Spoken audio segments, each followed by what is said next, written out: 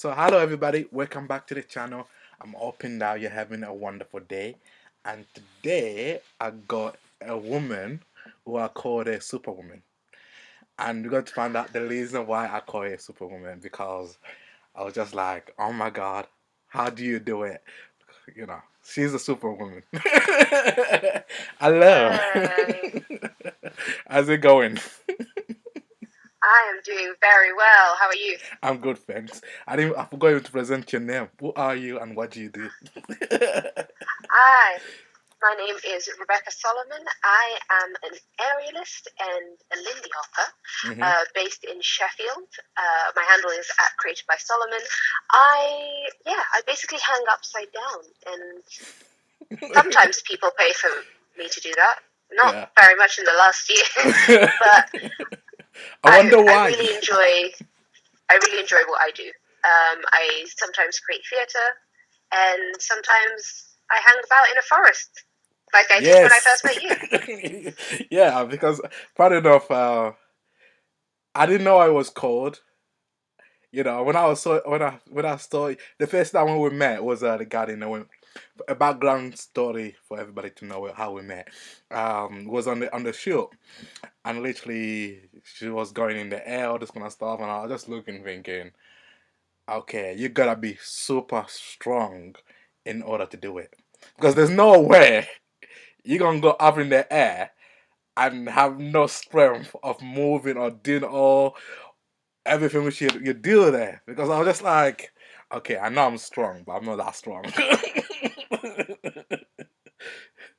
It's a different sort of strength. Like I can't lift weights. Hmm. I can't push Uh-huh. like anything that Yeah. push-ups. I max out at 10.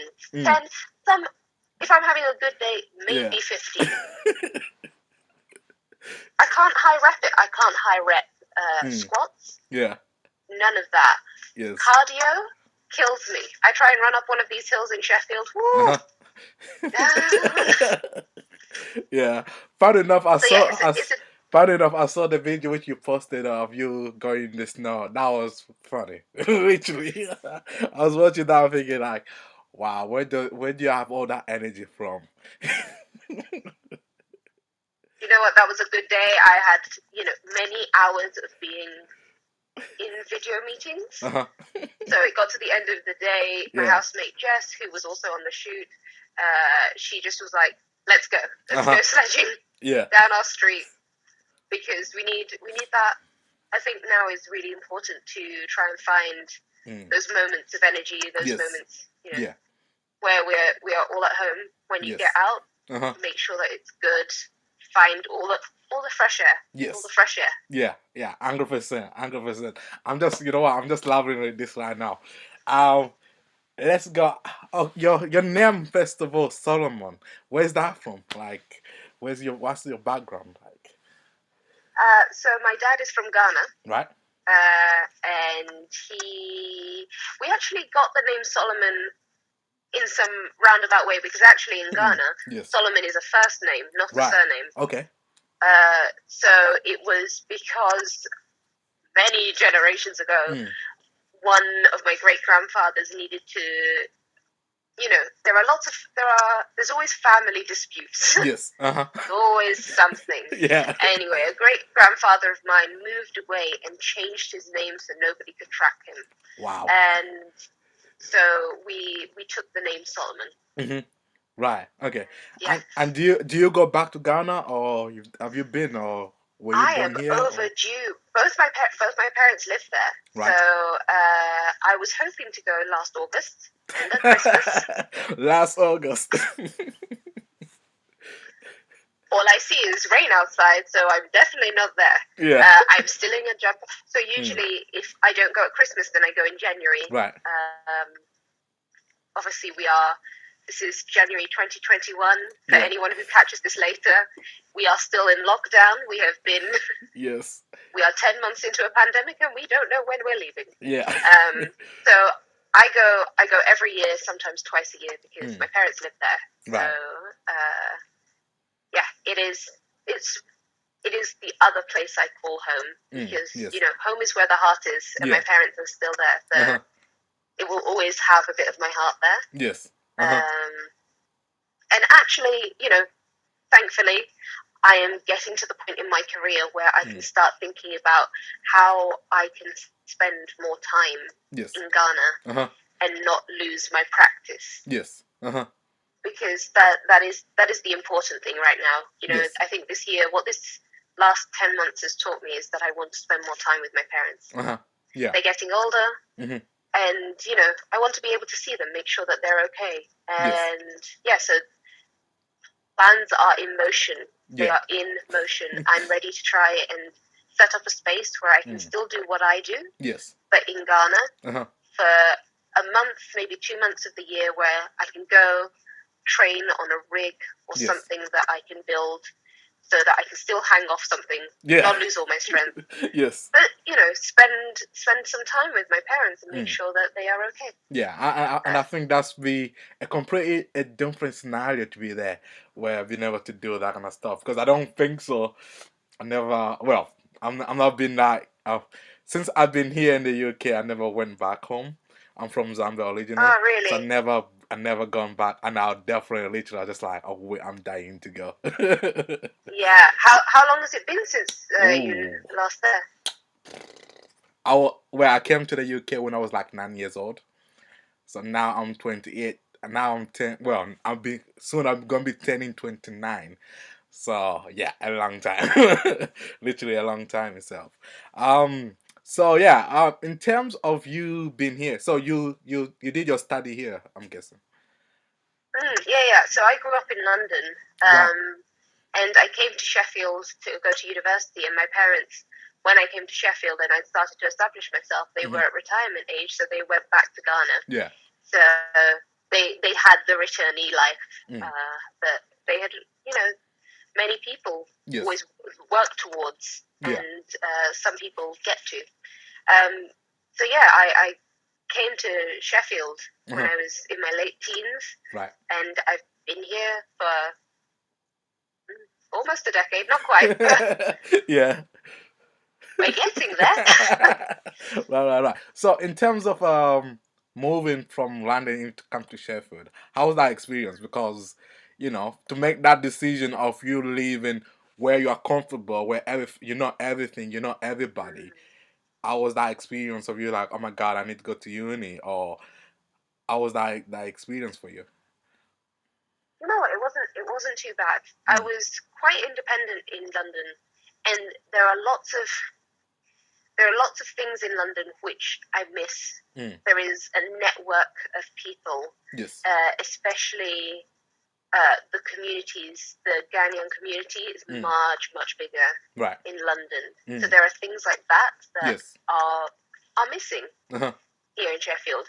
But because I was, it's funny. I think the older you get, the more you realize that the first part of the late teens and early 20s, you're not really an adult yet. You don't, even though you think you are. You think you are. Yeah. And then something comes up, and then you realize that the last thing that you thought was a big deal was not a big deal. And because it's been 10 years or almost 10 years now, each thing has built on the last thing. Yeah. So it's one of those things where, like, at first it feels terrifying, but because it's got the ease of being a university situation. Yeah. The same way, like, when you move for a job, it's got that ease of being a job situation. Whereas, so I made friends, and I found my communities, and actually the reason that I'm still in Sheffield is because I found communities outside of the university that I loved to be in. Yes. So yeah, it is strange, but I think that each year that you discover something about yourself, you learn something, you have a trial, you learn something new about yourself and how good you are to be able to overcome the next trial. Yes. And you can always use the previous trial to help you and be like, if I did that, then I can do this new thing. Wow. Yeah, and I think that's really important to be able to have that reflection of what your journey in terms of life to be able to like, oh yeah, you know what, I did that. That was really hard. This one's gonna be easy. It's going to be okay. And I think that's a really important thing to realize. Sometimes we get stuck of the situation where we are like now, than thinking of like, you know what?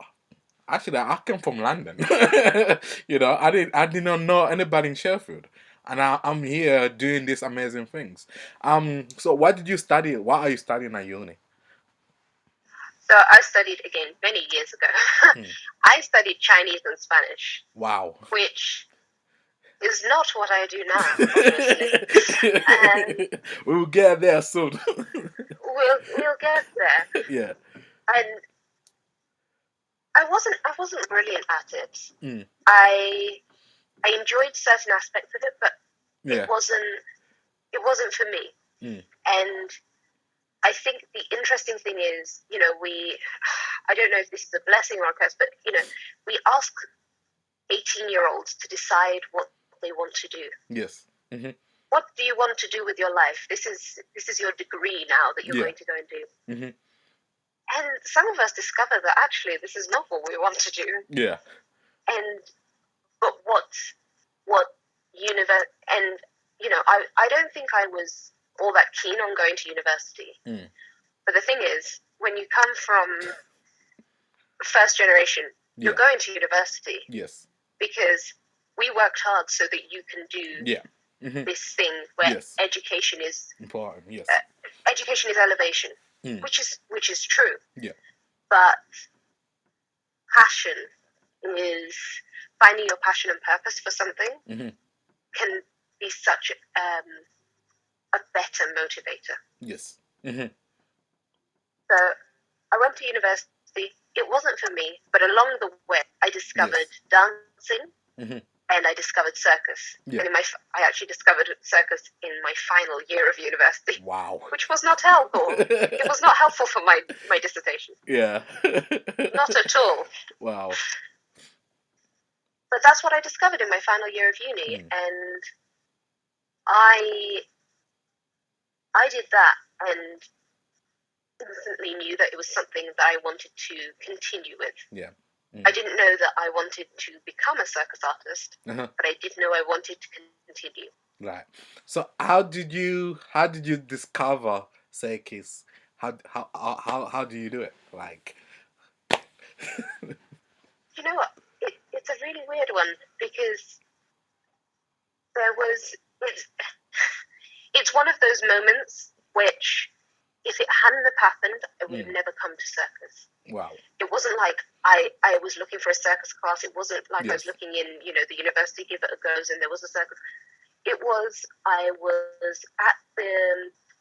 Because I'd already become part of the swing dance society. We were going around, new people had joined. I was asking them how they enjoyed their session. This one person absolutely hated the session. He'd been dragged there by his then girlfriend. He hated it. And he did not stop. He did not hold his breath to tell me. He was like, I hate it. Everything's terrible. This is awful. Yes. And I was like, okay. And rather than leave it, I went to him at the end of the class and I was like, so tell me how we can do better to make the experience better for you. And he went on this huge rant. I would like to point out he is still my friend to this day. He's a very good friend of mine. And he said, I teach circus and I feel like this could have been taught better. And I was like, you teach circus? Yeah. What does that mean? Yeah. And I didn't understand what that meant. What do you mean you teach circus? And, I'd seen circuses on TV. Yes. But I was like, how do you teach circus? What is this circus you speak of? Anyway, a week later, he took me to this circus class. Wow. And I was like, that's amazing. Yeah. So I went to my very first trapeze class, and it was very strange because I didn't actually have any appropriate clothes for it. I had like a pair of leggings and a tightish fitting top dress. Right. And I had to wear a top dress to my first class because I didn't have any sports clothes. Now you can see me out of leggings. So yeah, it was one of those moments that has forever changed my life. Yeah. Wow. But it's interesting because for what you're saying is like, okay, sometimes when we hear somebody is mourning or somebody's like, oh, this happened, that happened, most of the time we tend to like, oh, definitely I'm going away. I don't want to hear, I did not want to hear somebody complaining regarding their issues, regarding their problem. Bye. But being able to just like, okay, you know what is wrong with you? What is the issue? That shows you a certain character of how can I solve this issue, and that's like also you're doing that extra than you needed to do. If that makes sense, because sometimes you be like, yeah, okay, it's negative. It's not negative. It's maybe in a way it might sound like it was negative, but we were trying to prove a point to you that there's something which can be done to make it better, and just having that courage, even to just to listen to him, that's completely something different. And you know what? I've been rewarded for that. But Yeah. it does, you know, it's a good lesson Mm. in understanding, Yes. and not just opening your ears but listening with them, Yes. and and hearing what somebody, hearing what their words are saying, being willing, because nobody is perfect. Yes. So to be told that somebody doesn't like something, just ask them how it can be better. Yes. And he didn't continue dancing, and that's fine. Mm. Because I started circus and he changed my life anyway. Yes. Yeah. Uh-huh. Yeah. Yeah. It can lead to something beautiful. Yes. And I think definitely I do believe that's really true.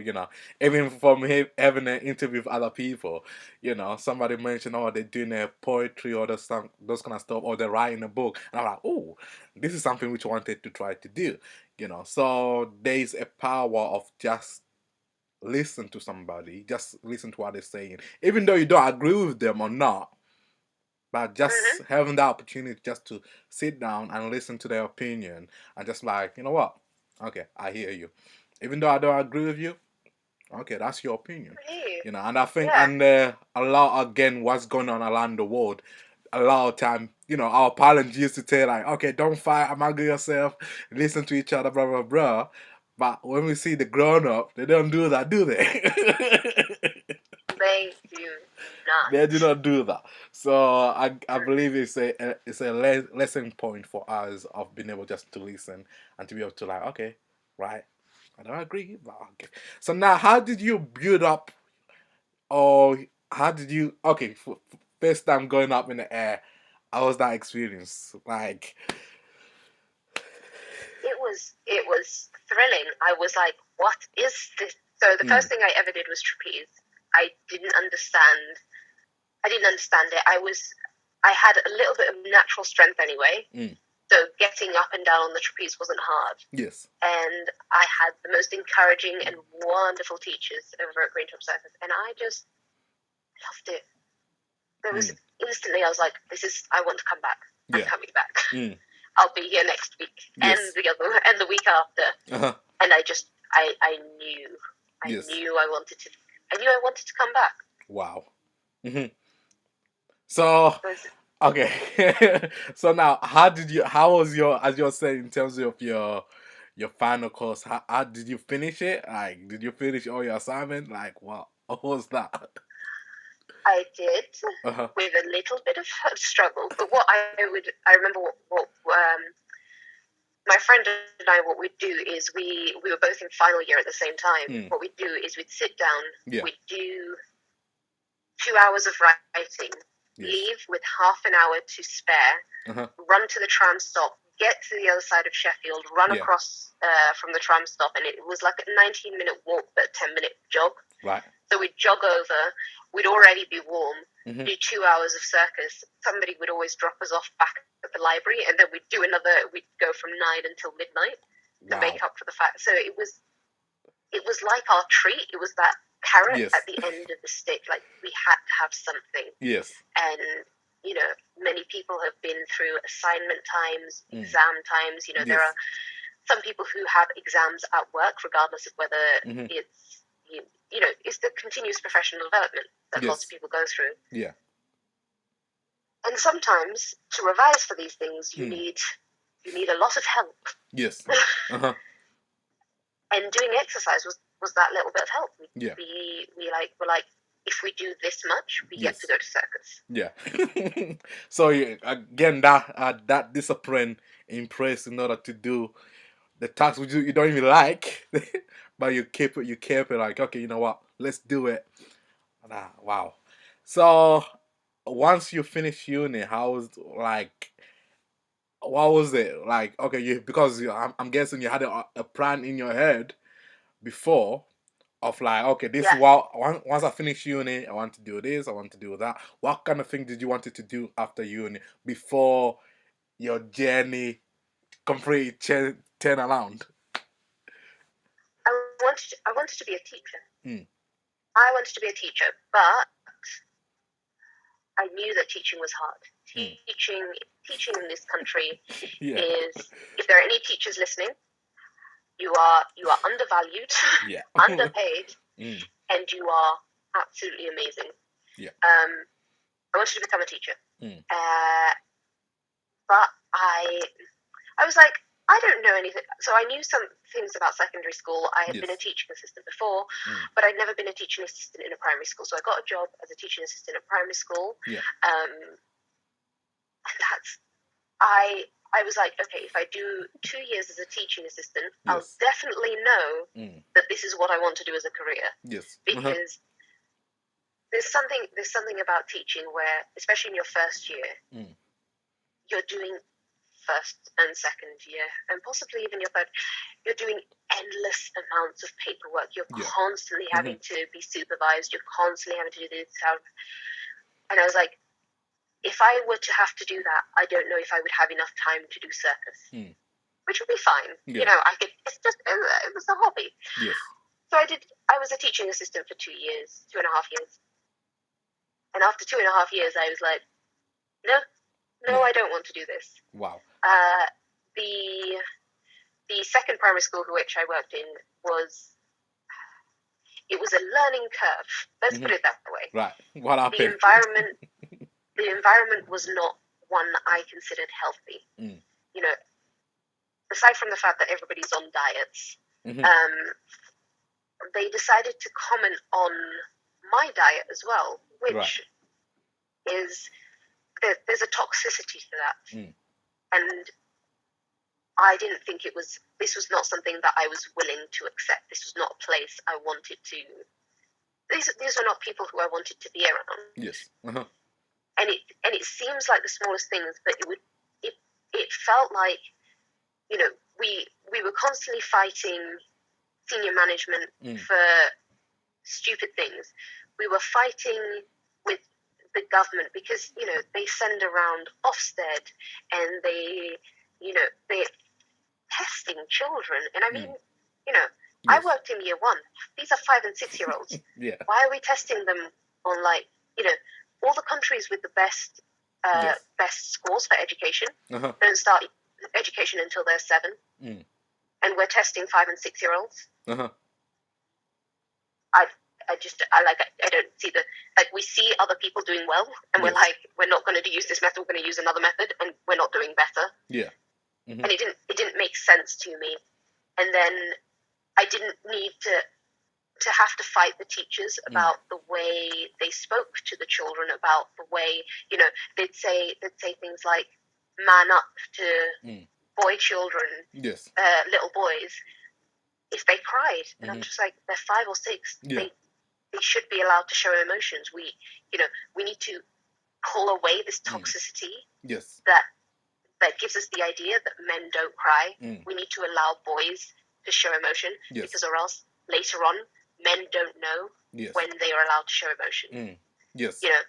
They wouldn't do anything about the kids who were being mean to the child who was playing with dolls. And it's like, that's actually a really healthy thing for this child to do, because he's learning things that he may need to use later on in life. Yeah. If we stop him, then what we're doing is telling him that it is not his role, it is the role of a woman. And then you don't get equal households, because you're told that it's a woman's role. Yes. Women are allowed to play with dolls and babies, and men are not. And I'd be fighting so much of the time against so many things. Yes. And it exhausted me. And I didn't want to be exhausted. I was in my early 20s, and I wasn't ready to be exhausted all the time by fighting everyone. Yeah. I don't want to, that's not how I was envisioning my life. I was like, I don't want to fight everyone all the time. Turns out I do fight everybody all the time now. Yeah, in a different way. In a different way. There is always, somebody's going to be foolish, and you'll need to fight. Yeah. But not at work. Yes. And so, one day I just woke up and I was like, I'm going to audition for circus school. Wow. I, saw the exercises that I needed to do, and for a week I prepped all the exercises, and it nearly killed me because I was still doing work full time, and then I was in the evening going to my training space and trying to build up these specific exercises to video. And then after 2 weeks, I'd managed to get them good enough that I was like, okay, let's video them. I got it was only a short program, it was a 4-month program, but that's where I started. I quit my job, and I was like, because this is the thing, especially with teaching and the way this country is. Now they've increased the retirement age to, what is it, 70? I have no idea. I think it's something like that, yeah. We're going to, at this point in time, we're going to be dead before 85 next time. Regarding COVID. Right? Yeah. So, in my head, I said to myself, even if I do this, if I mess about with circus for 10, 20 years, really, if I mess about and do other things, and I want to become a teacher when I'm 40, I will still have 30 years. 3 decades. Wow. To dedicate to teaching. Yeah. Yeah. It's fine. If I don't become a teacher tomorrow, that's fine. I'll go and do it in 20 years' time, and I'll still have 30 years to give to the teaching profession. Yes. So I decided to go to circus school. I got very strong. You became a super extremely woman. Lucky. I was I had some very good teachers. I was extremely lucky because when I got out of circus school, a month later, I got my first contract with Hot Brown Honey, who are this Australian touring group. Hot Brown Honey are incredible. One of their mottos is decolonize and moisturize, because they are First Nation people of Australia. They are the natives. They are the Pacific Islanders. Right. And so they go around the world liberating minds, decolonizing, and they created a show with people from London the year that I finished my course. So I got into that show and started my touring career. Wow. So, this is only 2018. So before that... this is not very long ago. Yeah. So before that, how was your thinking process in terms of, okay, I believe your job was full-time, yeah? Yeah. So you got a full-time, okay, your bills are going to be paid off, you're living comfortable in a way. And having that mind, your mind is messing about in a way. Because you're thinking of this idea of, okay, I want to do this. I'm going to quit this job. I got money was coming in. Now money is not going to be coming in. How did you, as you're saying, you have to train, you have to do a certain exercise. How did you put yourself to focus in order to do the task which was in front of you to get in? To get in or to be a circus artist? Those are slightly different. To do both. Yeah. To do both. In terms of you saying, okay, you know what? I'm quitting the job and I'm going for this full time. You know, Mm. even though, because first of all you have to do the you say you have to do to show the videos of the exercise in order for them to accept you, yes or no. Now, how was that feeling for you to be able to be like, okay, I'm quitting this job? You know, you don't have an income, you don't have anything. You know, it's a big risk for you when you are, you know, maybe you're paying the bills, everything like that, and then just saying, you know what, I'm quitting the job. You know. So I was quite fortunate. So the year before I'd started. So when I talk about years, I do talk September to August because of the academic year. The year before, when I'd Uh-huh. started, I went to lots of weekends away Mm-hmm. to go um, to train. Yeah. And so, we had our regular Monday and Thursday, but then on the weekends, Mm-hmm. I went to train in different cities. Yes. Sometimes there were things organized in Sheffield. And, I kept doing that. So when it came to the audition, I only had to build up a little bit because I'd been building up slowly over time anyway. Yes. By that point in time, I'd been doing it so I started in 2015. I quit in September 2017. So I've been doing it for 2 years by the time, 2.5 years by the time I got to auditioning. Yes. So I had been building strength slowly. So for the audition, it only took adding an extra little bit. Yes. For the making the decision of going from, having an income to being a student again, Yeah. and not knowing when income would come again. Yes. That one was probably one of the more difficult ones. I did have part-time work. So what I did is I worked throughout the summer. Yes. I worked for the 6-week holidays. I worked because I knew that something was coming. I didn't know what was coming, but I knew something was coming. I was very fortunate because I already taught Lindy Hop. Right. So I had started to make a little bit of income from that once, sometimes twice a week. And I'd started teaching kids classes. Yeah. So I taught the beginners Thursday and I taught Mondays. And, when you do a little bit here, a little bit there, Yes. it starts to add up. And all of a sudden, between, I think, September and December when I left, I worked for 90 hours on top of my full-time job. Wow. So all of those extra hours were like I then went and made very serious decisions about what I was going to do with my finances. I knew that it was coming. Yes. So luxuries went. I've never had abs so fine as the 4 months when I was training. Yeah. Because I have a very sweet tooth. I love donuts. They're like my Achilles heel. Right. I love them. But from the moment I got into circus school until I finished circus school, I did not have a single donut. Wow. Because that became a luxury. I didn't drink for the 4 months. Actually, I didn't drink for 6 months. That was in part because I get very dehydrated and my body doesn't like drinking, especially when I do a lot of exercise. So it was just one of those very simple equations like, my body doesn't like it, don't do it. Cool. But that'll save you an amazing amount of money. Yes. And it's, little things like this. I would try and cycle to school a few times a week.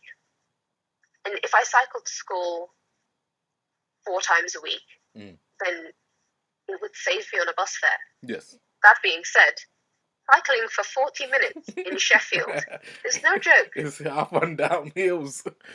Yeah. It is no joke. Yeah. But, when my colleagues decided to comment on what I was eating, so what I was eating is things that were like high in protein. So I was eating like pots of yogurt with muesli quite often, because it was a really good way to get my calories in, but also something sweet that wasn't completely refined sugars, and Mm-hmm. it was quite easy to carry about. Right. I'd have, a couple of those a week, and somebody decided, who was on like Slimming World, decided to tell me how many sins one of my yogurts was. And I was Yeah. like, I cycle for Yes. 40 minutes Uh-huh. to and from Yeah. this place. Yes. Sometimes I don't go straight home. Sometimes I go straight to the circus, Yeah. where I go and teach children, Yeah. hyperactive children, Yes. for an hour and a half. And then Yeah. I cycle home. Mm-hmm. And do you think it's acceptable to tell me? I mean, A, it's never acceptable to tell anybody, don't comment on people's food. Yeah. There is no need. Uh-huh.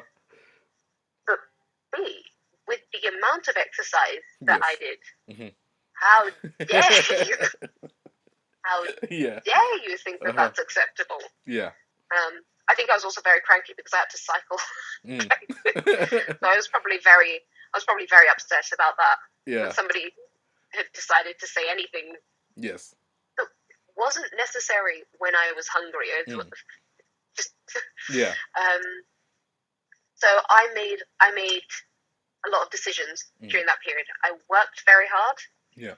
I saved a lot. That a lot does not go far in London. Yes. That kept me going until April, maybe May. I had a bit of help from my parents. They were like, oh, every year. Yes. Very kindly, my parents went, what do you want for Christmas? Yeah. And previous years, in fact, 2015, the year that I started going to circus properly, my parents asked me what I wanted for Christmas. Yes. And I said, I want a circus class. Right. And, it was a £30 taste a day with one of my favorite circus artists. Obviously, I didn't know her at the time. Yeah. Samara Casewell, who is an excellent circus artist, right. And one of my close friends now.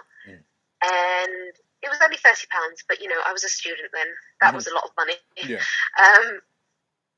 And that's what they got me for Christmas. And so, fast forward 3 Christmases later, when they're like, "What would you like?" And I was like, "Could you help me pay rent for one of my months when I'm in London?" Yes. And it was things like that. So yeah, there weren't many presents. How was it for a while? Did your parents know what you were doing? Did they have a crew or? Yeah, you know what? They were visiting. They were visiting me in that month that I decided to go to circus school. And yeah, one day I turned around and I was like, I'd like to go to circus school. Yes. And I suppose, by this time I was already well into my 20s. My parents had moved to Ghana already. Yes. So it wasn't like I was asking them permission. Yeah. There was, there is, I feel like I didn't ask them permission because what I knew, well, what I had done from a few months earlier is I had started saving money. Yes. I didn't know what for, but I had started. And so I just said one day, I have put together the video, and I got into circus school. Yeah. I'm going to circus school. Uh-huh. So yeah, it was. I did tell them. Yeah. They were both a little bit confused. I can imagine. Yeah. Some of my extended family still doesn't quite understand what I do. Yes. Uh-huh. Why is she playing a bat up in the air anymore? Is this a fun hobby? And I'm just like, not quite. Yeah. So yeah, I did tell them.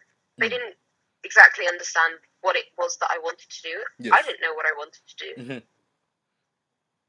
But I discovered along the way. Yes. There had to be a lot of faith in the process. Yes. So I think that's there's a lot of things we saw juicy, which can just can spend hours just going in deeper and deeper into it, cause a lot of time we seem to be you need to have a plan, you need to know where you're going, you need to have this and that in place in order for you to be successful. But sometimes you don't know. You know, as you had that gut feeling in a way, like, you know what, I need to sort out my finance. You know, I was maybe before I was comfortable. I was, you know, now I need to sort out my finance in order for me to take my dream. You know, so what is your financial position right now in order for me to go and take that position of like, okay, you know what, I'm moving for this, I'm going for it. You know, and a lot of Yeah. time people will make excuses of saying, well, I cannot do this because I don't have finance, or I cannot do this because no one is here to support me, this and that. But you gotta have to, and I believe you work so more. The way you sound like you worked more harder than when you were a teacher. That's what it sounded like, especially the 4 month.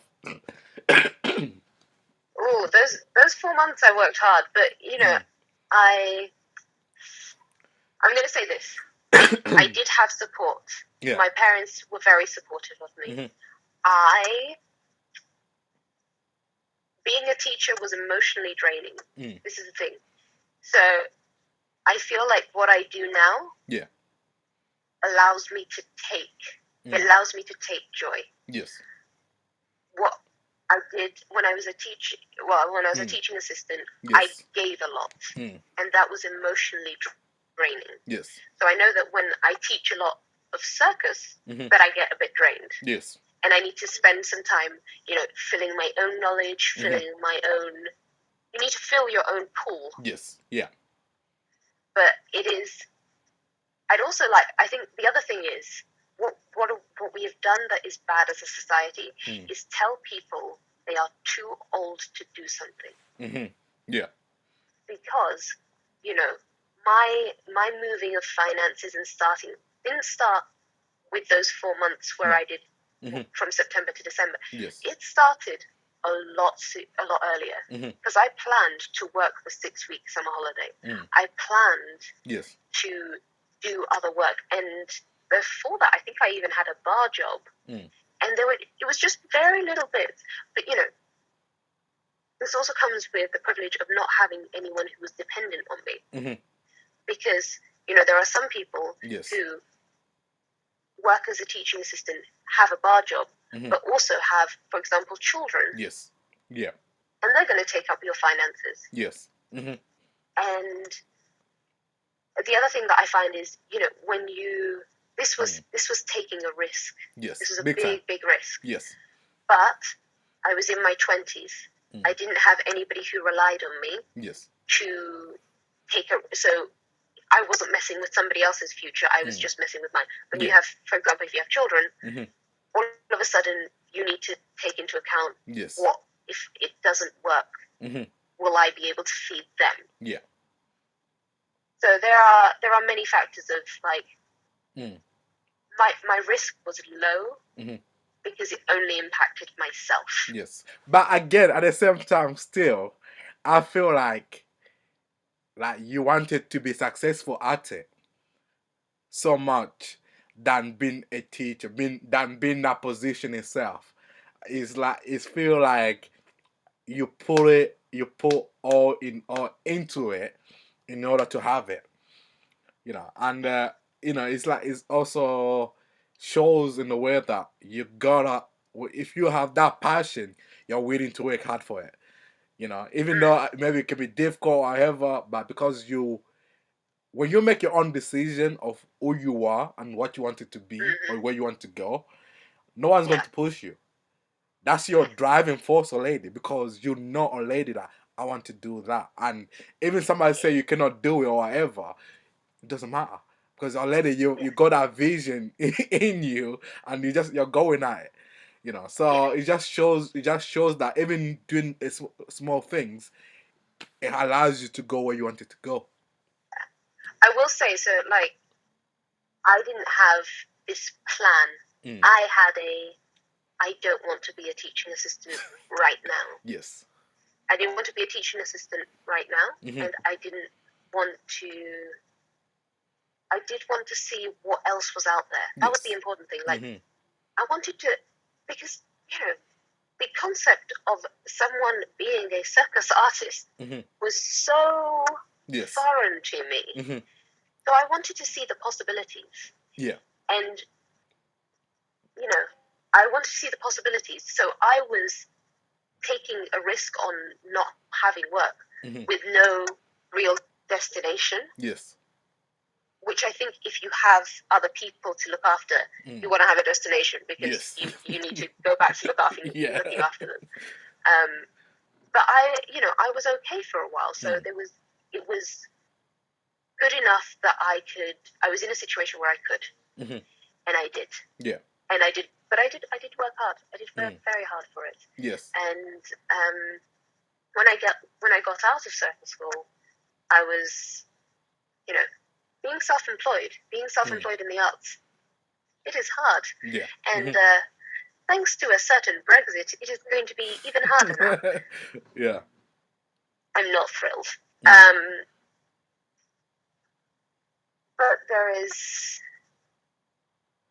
I think that the payoff has been really good. Because now, if I went back into teaching, I'd be able to go. I found out what all of this was. Yeah. I found out that you can have a career as a circus artist. I found out that it's really fun, and I discovered all these things. Yes. And so I am satisfied that I learned. Yeah. Because it's a thing, people say education is elevation, and I completely agree with that. You need to, and I think that it needs to be, you need to want to continually learn. Yes. And that's where I'm at, where I'm in a career where I love learning about it. Yes. I love learning more about it every day. Yeah. Yes. And again, that's where the key thing of it, if you don't enjoy it, you don't want to learn about it. You're going to be... But that is, I think this is one of the illusions of what we have created in this very capitalist society, that you must fulfill these certain things in order to be considered a success. Yeah. And sometimes not all of them are necessary. Yeah. But if it makes you happy, it's worth it. Yes. I'm strong on the happiness right now. Yeah. I'm like, happy now. Yeah. Try and be as happy as possible. Yeah, that's really good. That's really good. Yeah, because the moment when I met you, and I was just like, looking at you guys. I'm thinking, I don't know if as I said before, lady, like, you know what? Yeah, I know I'm strong, but yeah, good on you. It takes a lot of work. Like at the moment, I train about 4 days a week. How many times do you fall down? Very specific. Pardon? How many times have you fell down, like when you're up in the air?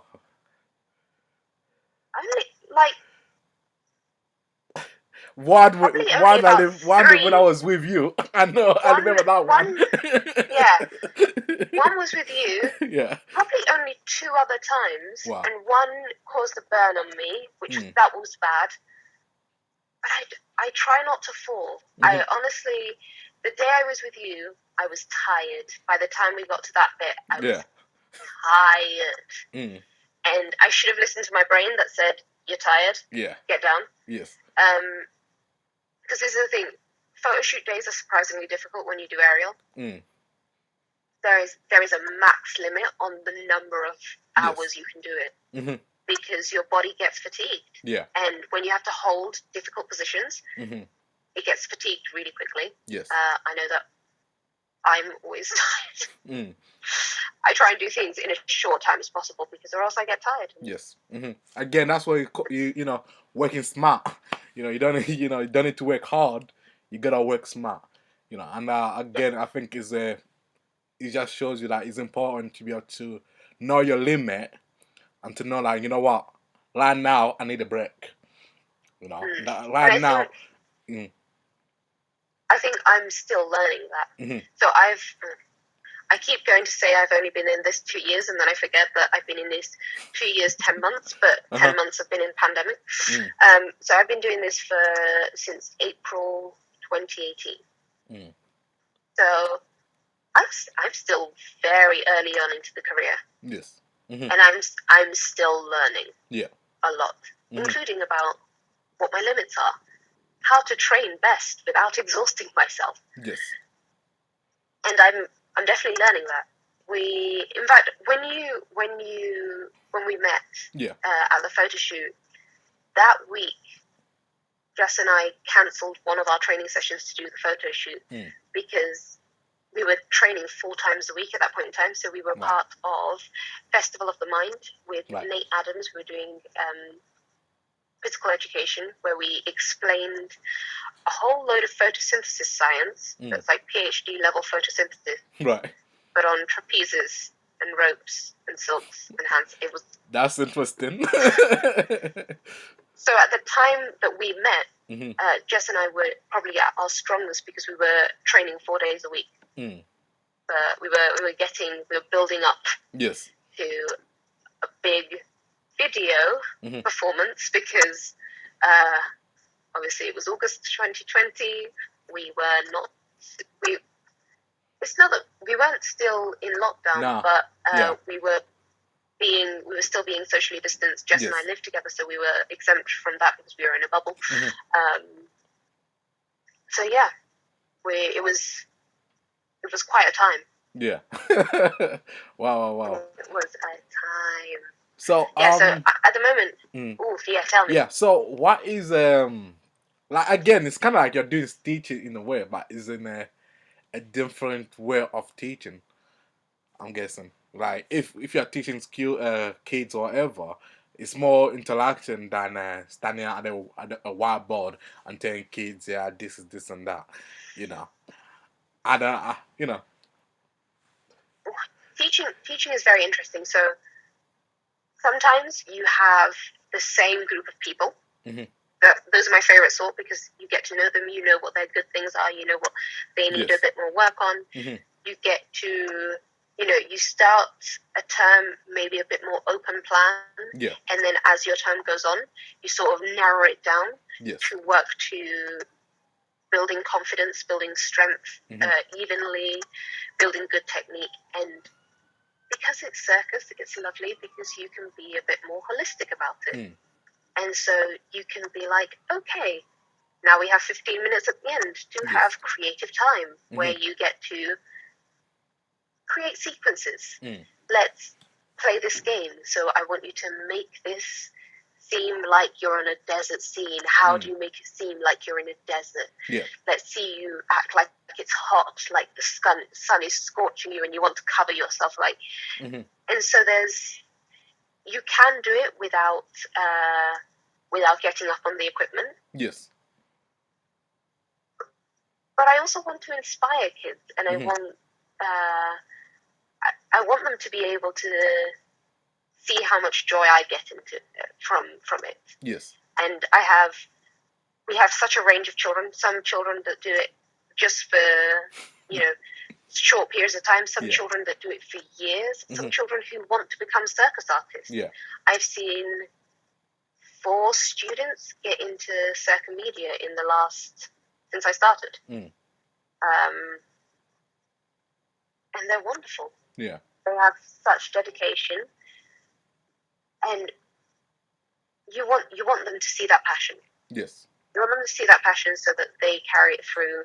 If they take it up as a full-time thing, or if they keep it as a hobby. You want them to know the passion. And we've got adult classes as well, and the adults love it, and they get creative time.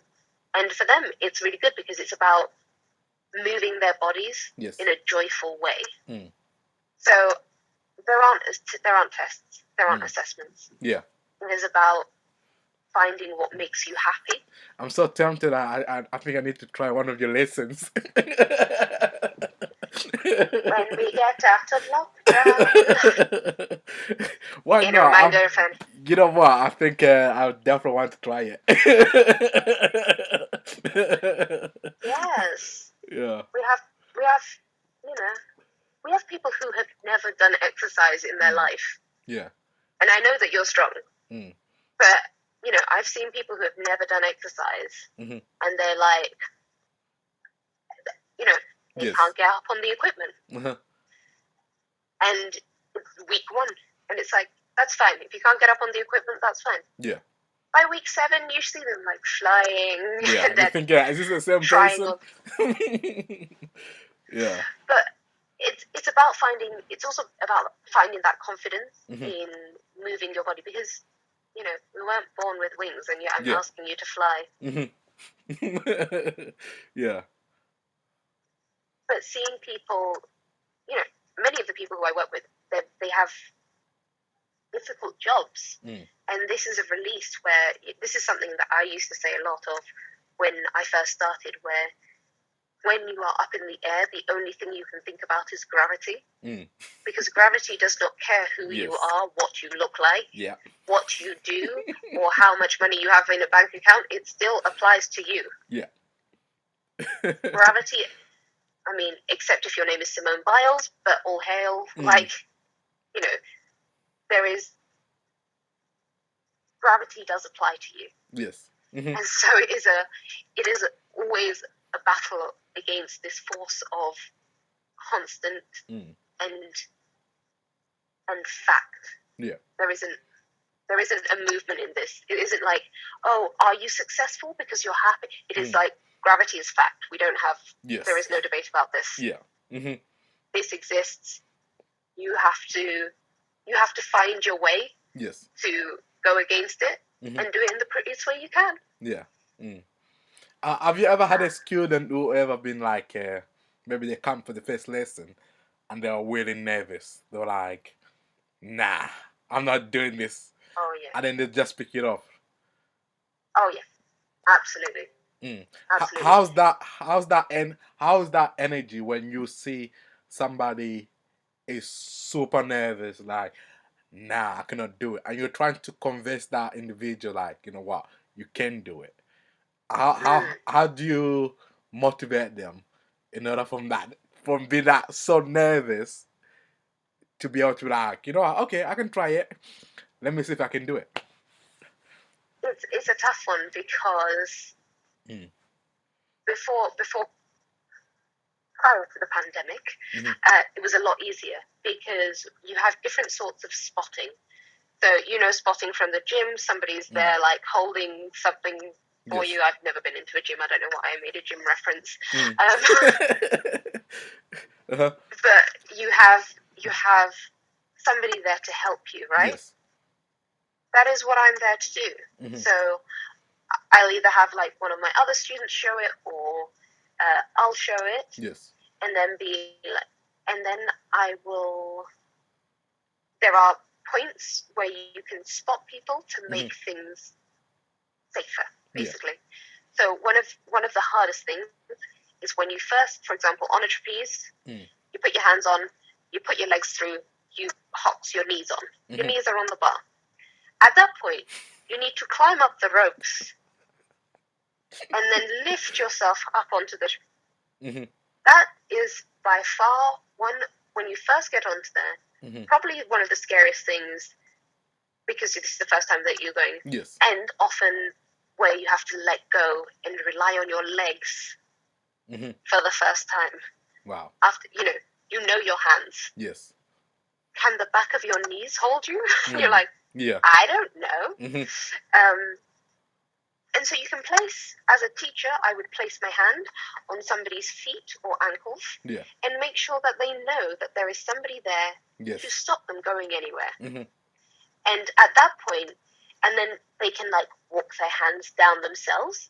If you happen to have some like strops by you, you can put strops on the trapeze so they can walk their hands. Yes. And they can feel control whilst pushing the boundaries.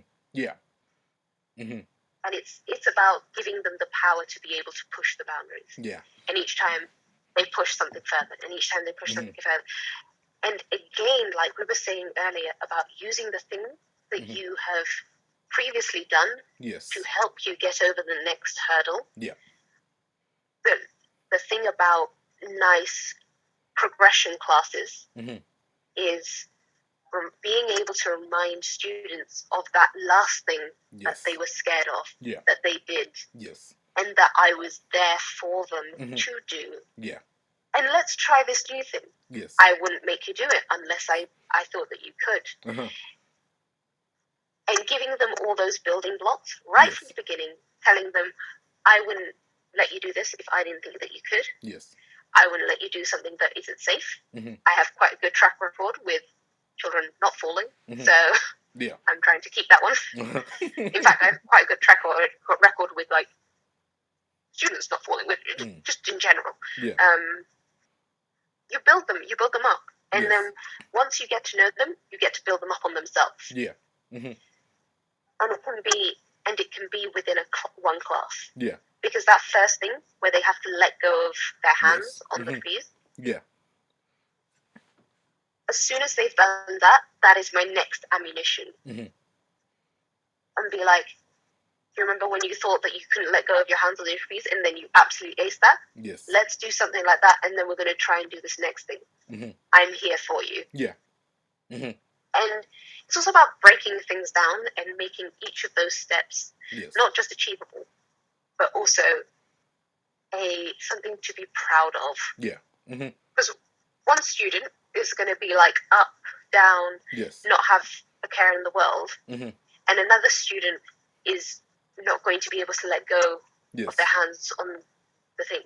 Yeah. Now, just because they're doing different things does not mean that they should not be celebrated equally. They should both be celebrated. Yeah. And making sure that, especially children, but all students, because actually adults love being told that they're doing well. Yeah, well, everybody does. 100%. I don't think as adults we get told that we're doing well often enough. No, most of the time it's when you get in trouble. That's what that's when they get turned off. Yeah. When somebody does something right, nobody says anything. When you do it wrong, everybody's the first person there 100%. To tell you. Tell people that they're doing things well. Yes. Yeah. Make them feel good about themselves. Yeah. Because that is where they're going to find joy. Yes. Because they're going to be like, they're going to learn. Yeah.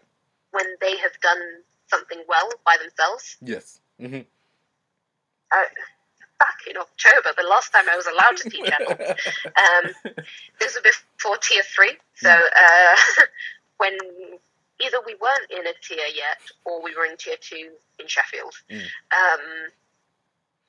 I remember the last class of the term, my students had only been back for, must have been 13 weeks. Right. So they'd done a 6-week block with a different teacher, and then they'd done a 7-week block with me. And I remember one of my students being like, I could not do this at the start of term, and I am like, this is now easy. Yeah. This is great. Like, I'm so much stronger. Yes. And that was the most joyful thing to hear. My student complimented herself. Yeah. It was joy. Yeah. That's what I want to hear. I want to hear students be like, I'm doing brilliantly. Yes. I have found joy in this, and I'm doing really well. Yes. Whilst finding joy in it. Yeah. That gives me great pleasure, especially because I think it is so much easier to be critical of yourself than it is to be positive about yourself and truly positive. So to have the confidence to say it out loud gives me joy. That is what I want to hear. That's what I want to hear people say. Be like, I was at this stage. Yes. Now I'm here. Yeah. Look how brilliantly. Yes. But we don't need to, progression isn't linear. Sometimes people drop off. Sometimes people have injuries. Yeah. So you don't want to be comparing yourself to this high necessarily. Yes. You might want to compare yourself to this other thing. You might even want to be like, I feel more confident on this. I have got this back so much quicker than I did last time. Yes. I have got this trick back without injuring myself because I know my body better. Yeah. Yes. So there are lots of ways to build confidence. There are lots of ways to compliment yourself and make sure that you know how brilliantly you've done. Yeah. And I think, again, I believe that is extremely important, because if you do not, you tend to be finding yourself so negative and so going under, but even that boast of saying, what, I'm doing well, I'm doing really well, it makes you want to do more and more and more, and that's extremely Yes. important, again, maybe somebody want to get to that new job, or they are in that new job, or in a new relationship or whatever, where they're like, what, I'm better now, I'm more confident, I'm talking more, I'm doing this better than what I did yesterday or whatever, and that helps you to know, like, okay, what, yeah, I am progressing, and it's extremely important to be able to have that, just to have that reflection of saying, okay, I didn't have the strength yesterday, but today I'm much better.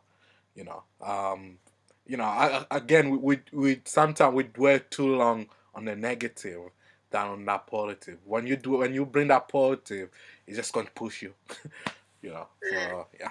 And the comparison, I don't like the word comparison, but if you have to yourself. Yeah.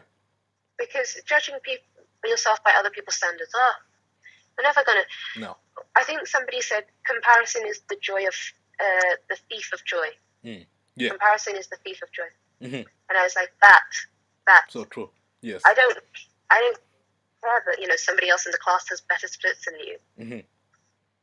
How are your splits better than they were? Have you worked harder at them this week? Mm-hmm.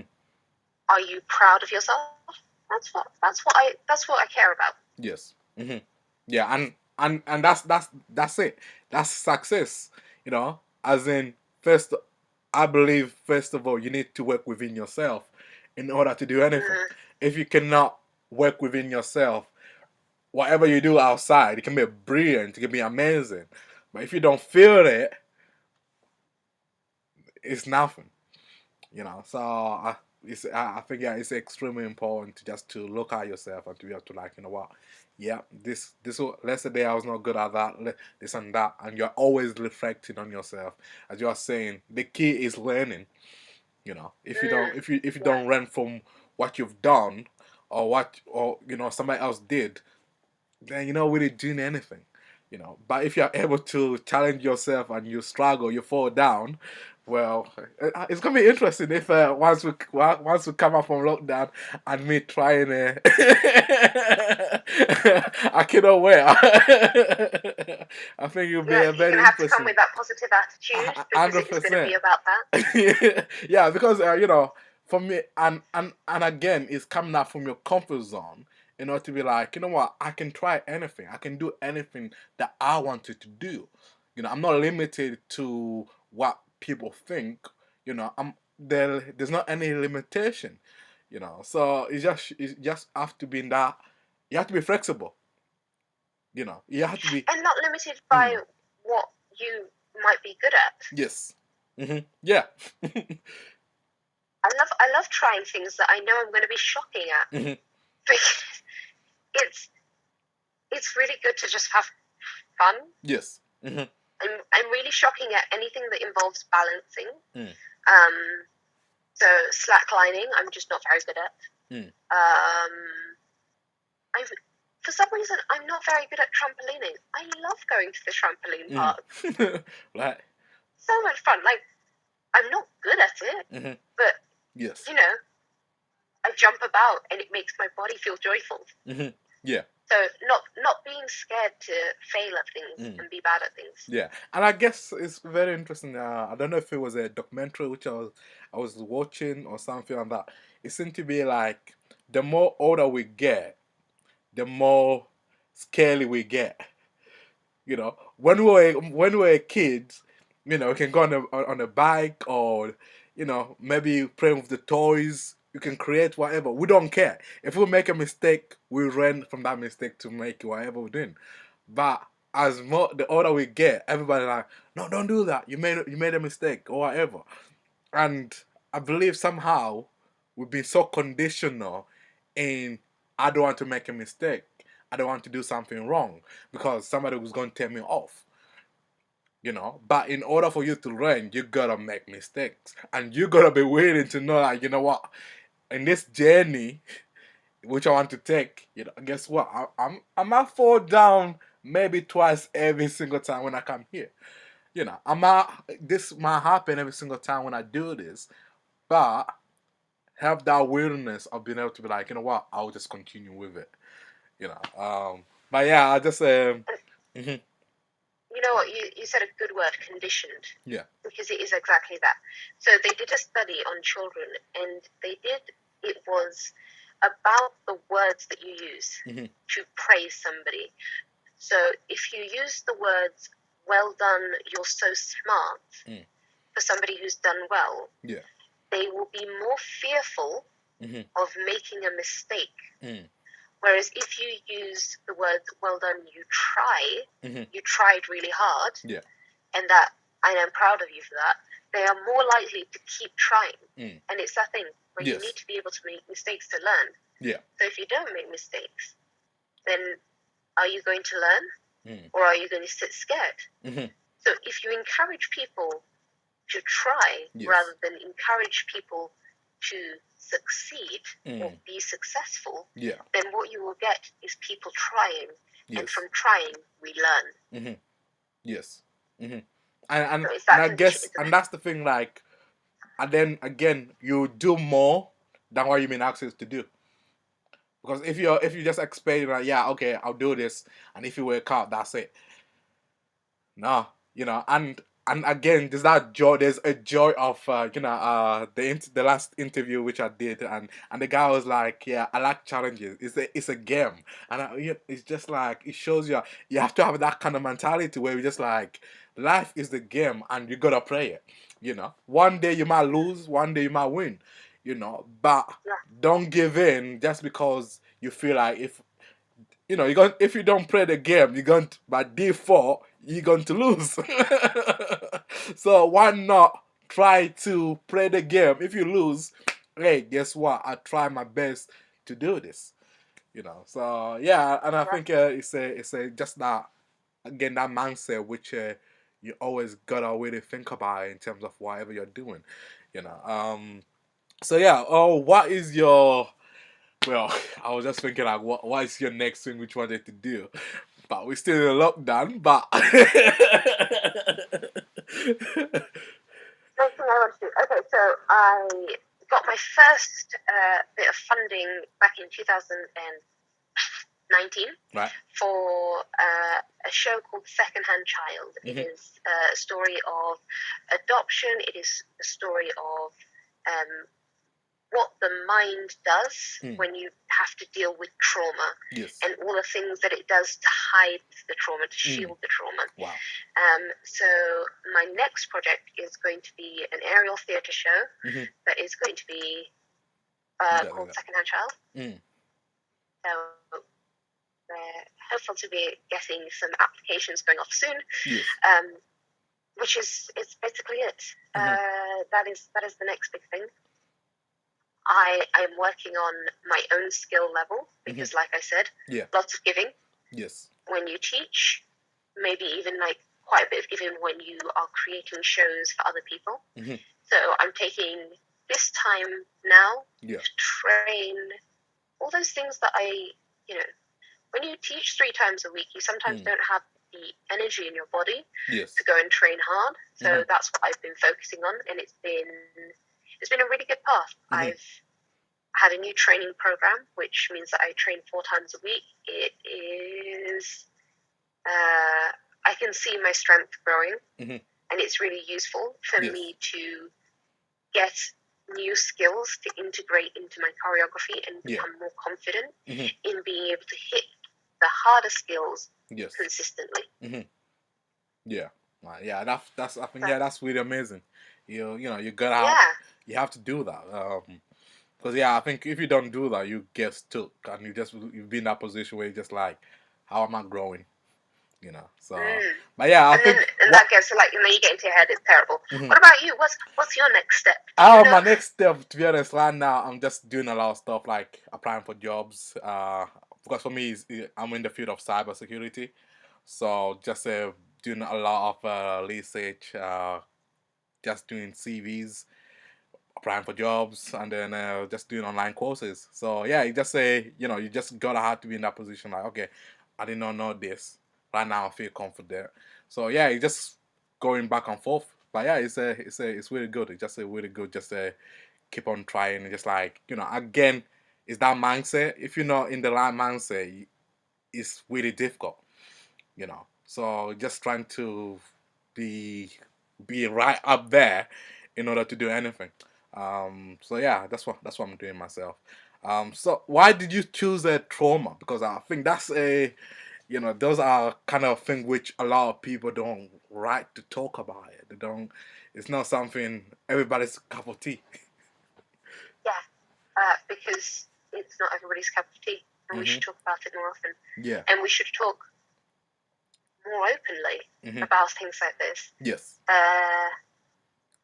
I think people, in order to either because society tells us that we must be strong for various reasons. Yeah. We don't talk about it. It is a sign of being weak or vulnerable. Yeah. Whereas actually, the more we talk about it, the more it's going to be an acceptable topic, which it needs to be, because everybody goes through trauma in one way or another. Yes. And different people, trauma is different in different ways. Yes. Yeah. So for some people, it comes in all sorts of shapes and forms. I did a beautiful project just before Christmas called "When Grief Came to Stay," about dealing with somebody's death. Lots of people have to deal with death. Yes. Close to them. Eventually, most people will have to deal with the death of their parents. And that can manifest in trauma. And if you don't have space and don't allow space because you don't think it's necessary, it might manifest in a bad way later on down the line. And so it's super important to have it talked about the way, nowadays we are talking more and more about mental health. Yeah. And here in the UK, it's getting a lot better. It's not good. Yeah. Because, we're talking about it, but for some reason, the investment in making it accessible. Yes.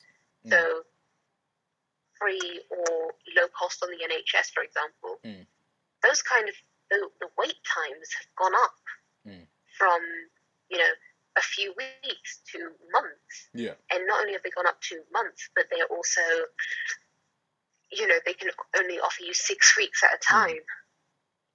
Yeah. And so we not only need to talk about it, but we need to be able to do something about it. Yes. So the more we say, this is a real thing, yes, the more it becomes within people's awareness, and hopefully we get to a situation where we can prioritize things like mental health. And it's hard because I know, for example, in Ghana, it's not really a priority because they have other things to worry about. Yeah. But it's a shame because actually, really the world I'd love to build is somewhere where we can prioritize mental health as well as, physical health. Yes. In the same vein. So yeah, and I think even my journey doing like this stuff, those kind of stuff, is, of course, for me, I always knew that you always have to start within yourself. But a lot of times, social media, all this kind of stuff, a lot of time we always look outside. We're always thinking of outside, like, oh yeah, this person has nice car, this and that and that. And just like, no, stop looking outside. Start looking within yourself. And a lot of time we don't have that time we don't dedicate that time, just like an hour of just like, okay, let me just think like what's going on with me mentally, maybe 20 minutes or whatever, just to think like what's going on. We don't really, it's not, I think it's kind of it's kind of that thing where you just like, yeah, I know I have a brain or I got a mind, whatever, but I don't say it. So you don't pay attention to it until something happened. Then you be like, oh, actually, I'm thinking like I'm struggling to go to sleep. I'm having a anxiety or I'm having this and that. because you didn't really take that time. We're like, okay, when this situation happened, how did I react to it? So yeah, I think, Mm. yeah, for me, as I said at the beginning, like, yo, your mental health is the key.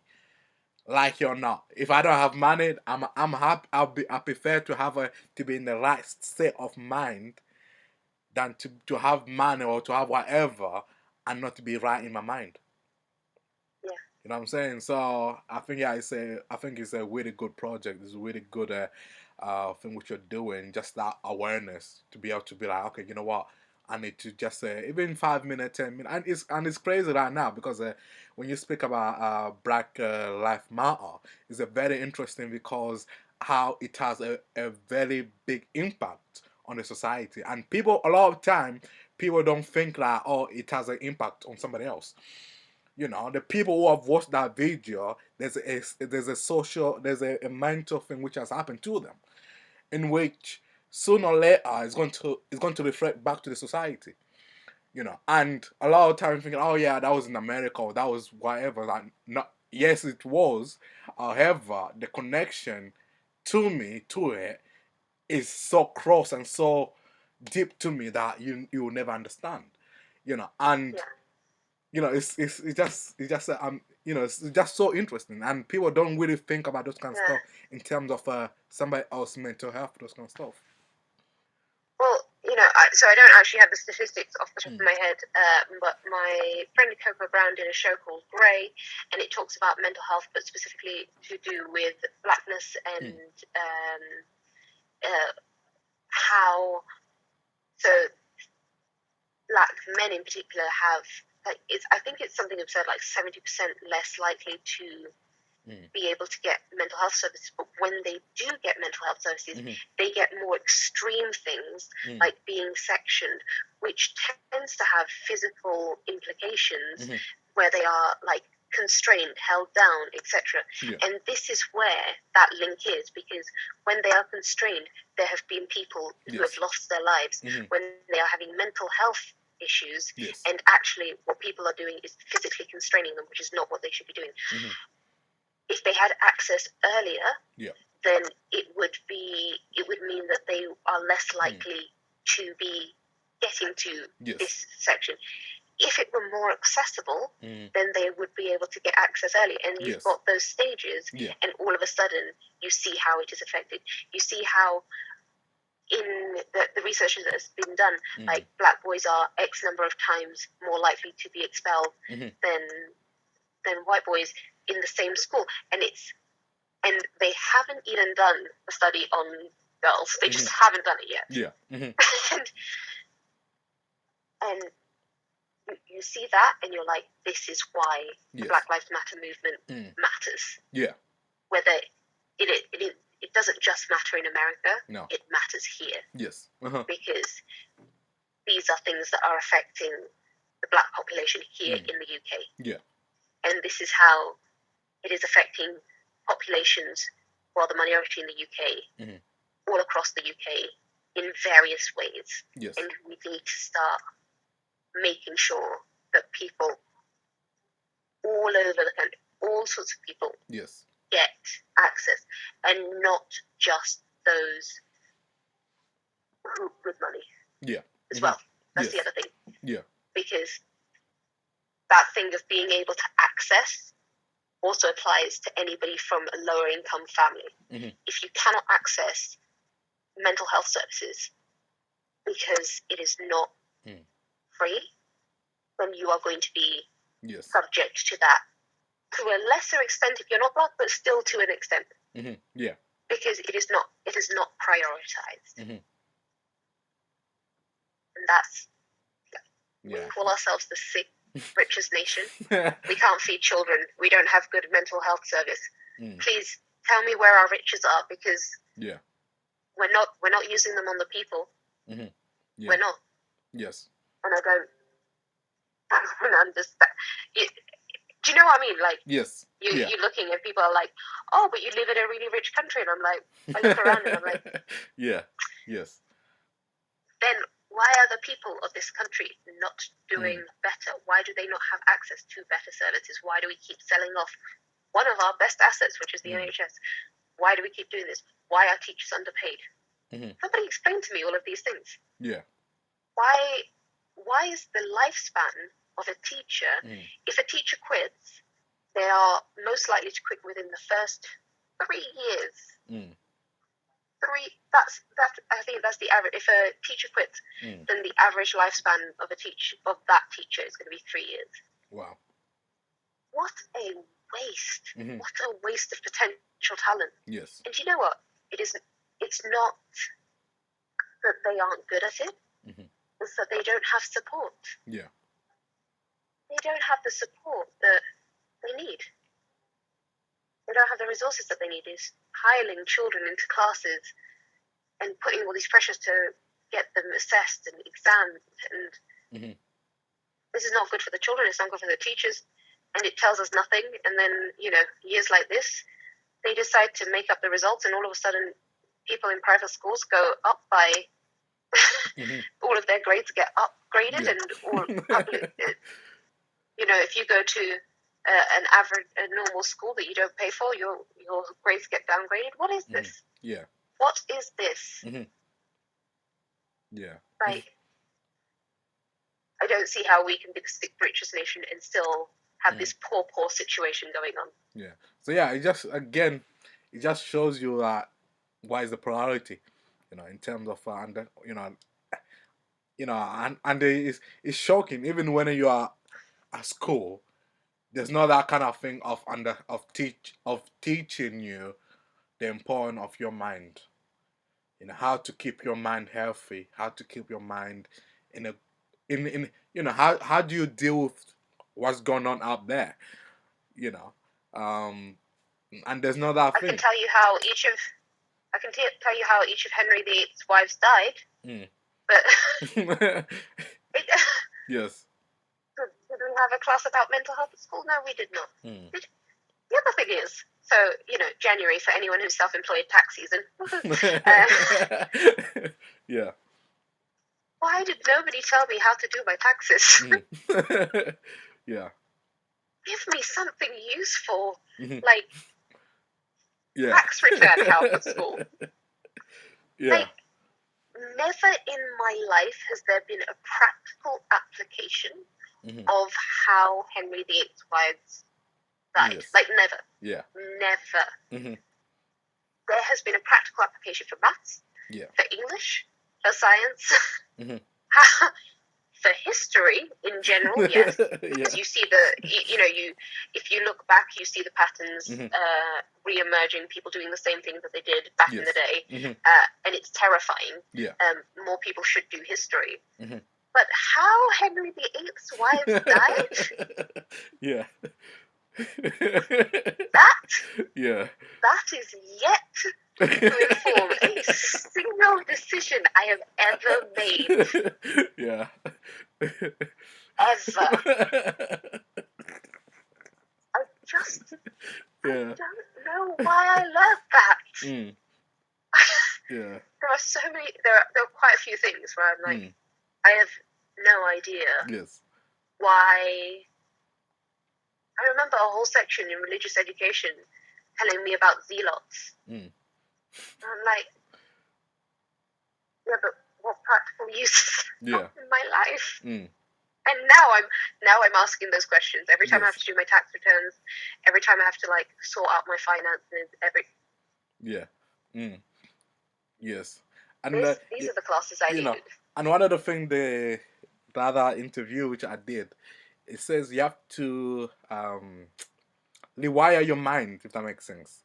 Like everything which you've learned, you gotta unlearn it.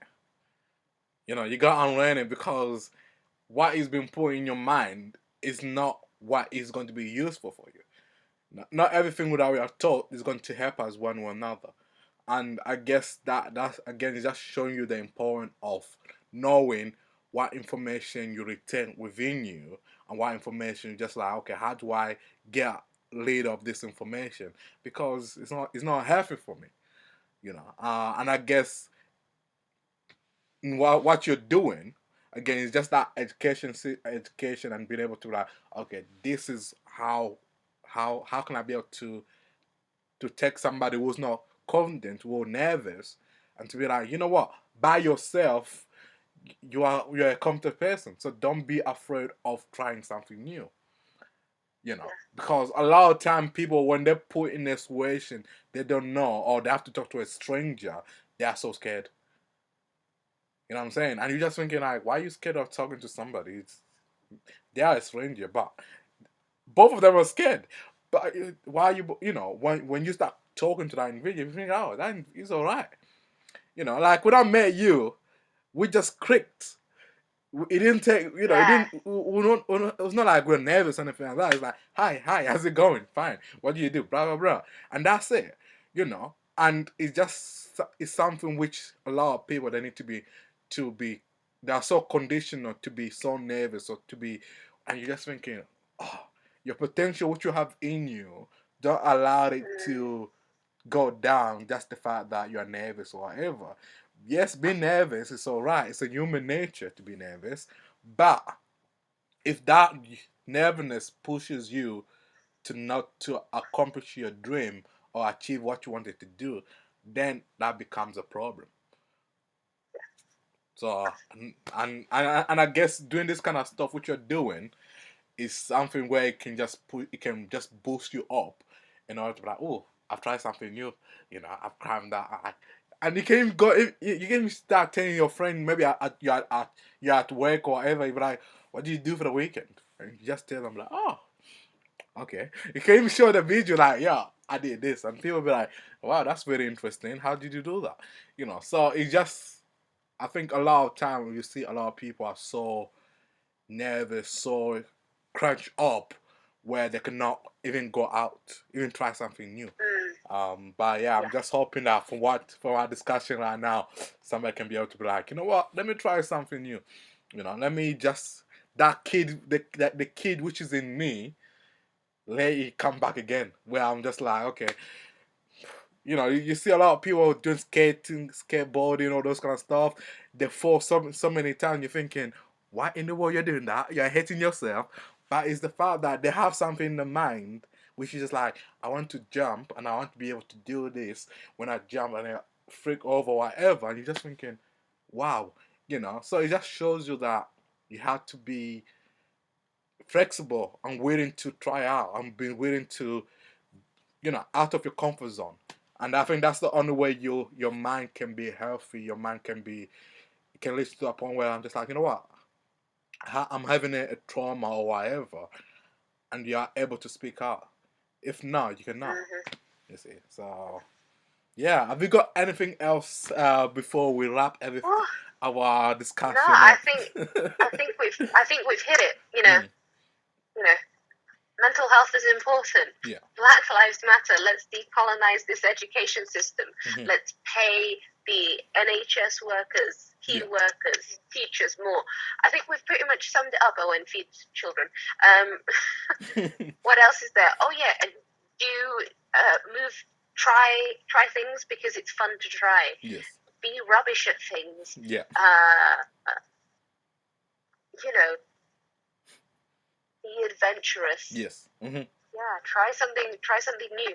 Yeah. When we all, I hope that what people will be able to do is get out of this pandemic. Yes. Is be like, I want to adventure and take, Yes. Mm-hmm. take hold of life. Yeah. Yeah. Yeah. 100%. Don't compare yourself to others. Because 100%. Because life is too short.